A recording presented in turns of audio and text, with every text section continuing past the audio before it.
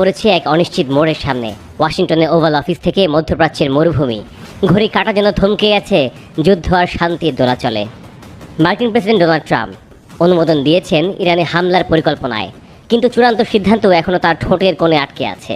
আমেরিকার গোয়েন্দা মহলের মতে, যদি ইরান পারমাণবিক কর্মসূচি ত্যাগ না করে তবে আকাশ ফুঁড়ে ইরানে নামবে মার্কিন ক্ষেপণাস্ত্র। টার্গেট হবে ভূগর্ভস্থ ইউরেনিয়াম সমৃদ্ধকরণ কেন্দ্র ফোর্দো।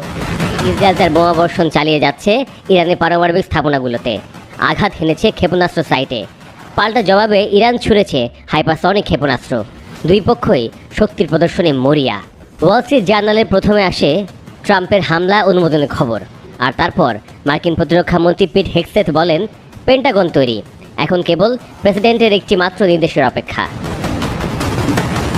ইতিমধ্যে উপসাগরীয় অঞ্চলমুখে যাত্রা শুরু করেছে মার্কিন রণতরী ইউএসএস নিমিটজ। তার সাথে যুক্ত হবে আরও একটি স্ট্রাইক গ্রুপ। যুক্ত হয়েছে F-22 ও F-35 স্ট্রাইক বিমান।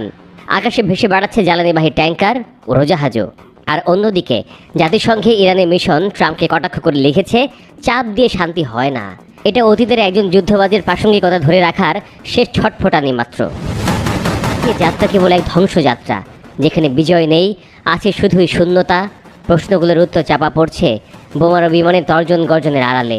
জেগে উঠছে যুদ্ধবাজরা, তারা বেপরোয়া।